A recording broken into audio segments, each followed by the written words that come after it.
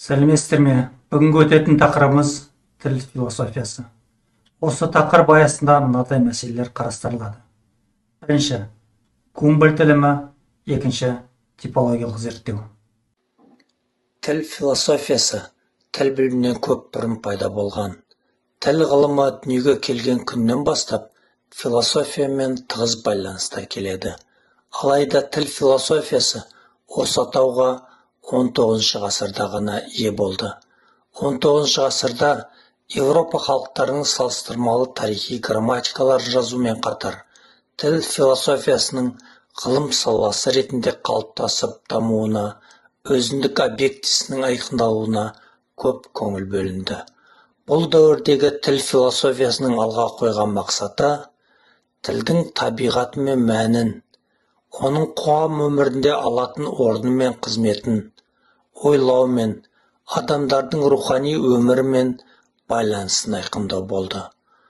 Бұл мәселемен сол дәуірдің көрнекті ойшылдары Гердер, Шлегель, Гумбольдт, Шлейхер, Вундт сияқты ғалымдар айналысты.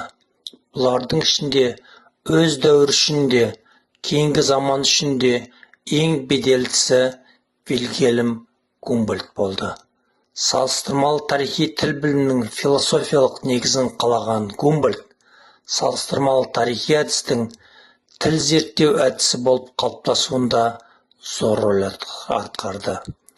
Осы әдістің принциптері проблемалар шеңберінен тысқары да, атап айтқанда, тілдің табиғаты, мәні, құрылымы, тіл мен мәдениет, тіл мен материалдық дүние, тіл мен ойлау, тіл мен қоғам, тіл тарихы, тіл білімінің салалары, тағы басқа мәселелерді қарастырып, көптеген теориялық тұжырымдар жасады. Оның бұл салалардағы тұжырымдары толық әрі айқын баяндайтын еңбектері адамзат тілі құрылысының әр алуандығы туралы, Ява аралындағы Кави тілі.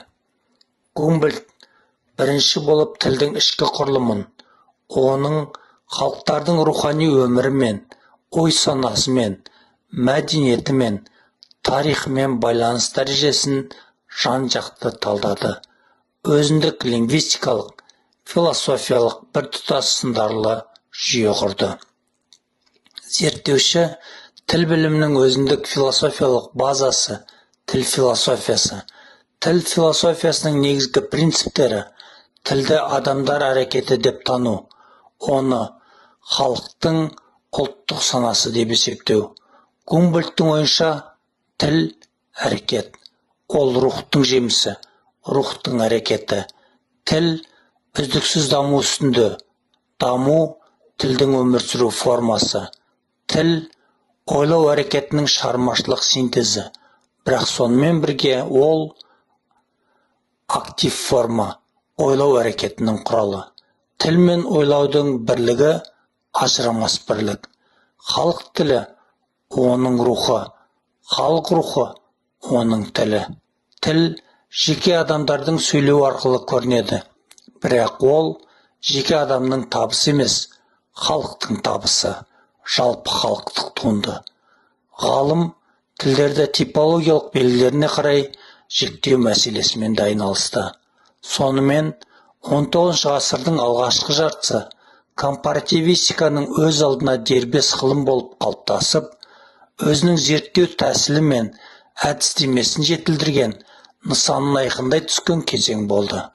Бұл кезеңде тіл ғылымының жалпы тілдік мәселесі ретінде тіл философиясы, жеке тілдер жайлы тарауы, салыстырмалы грамматика салалары қалыптасып дамыды. Тілдік материалдар жинау, тіл білімін теориялық жақтан дамыту қолға алынды. Үнді Еуропа тілдерін бір-біріне салыстыра зерттеп, олардың шыққан төркінін ата тілді айқындау жүзеге асты. Тілдік элементтерді тарихи тұрғыдан зерттеу ғана ғылыми деп жарияланды. Салыстырмалы тарихи зерттеу дүние жүзіндегі тілдердің жалпы адамзат сипаттарын, типтік белгілерін ашуда дәрменсіз болды. Осыған орай ғылымға типологиялық салыстыру дүниеге келді. Типологиялық зерттеу бір-бірімен ешқандай туыстық жақындығы жоқ тілдер фактілерін салыстырып, олардың ортақ белгілерін, типтік сипаттарын айқындайды. Дүниежүзіндегі тілдердің типологиялық белгілерін айқындап, тілдерді сол белгілеріне қарай жіктеуді ұсынған Фридрих Шлегель болды. Ол тіл және үнділердің даналығы еңбегінде сөз тұлғасын түрлендіретін қосымшалардың бар жоқтығына қарай тілдерді флективті және агглютинативті деп екі топқа жіктеген. Аугуст Шлегель провансаль тілі туралы зерттеуінде оған аморфты тіл дегенді қосады. Ал Гумбольдт тілдік тұлғалар қарым-қатынасы мен сөйлем құрау тәсілдерін негізге алып, жоғарыдағы аталғандарға инкорпорациялы тіл дегенді қосып, оған Америка индеистер мен палеоазиат тілдерін жатқызады. Ғылымда типологиялық жіктеу кейде морфологиялық деп аталады. Қазіргі заман тіл білімінде тілдерді типологиясына қарай түбір тіл аморфты, жалғамалы агглютинативті, қопармалы флективті, полисинтетикалық депті жіктейді.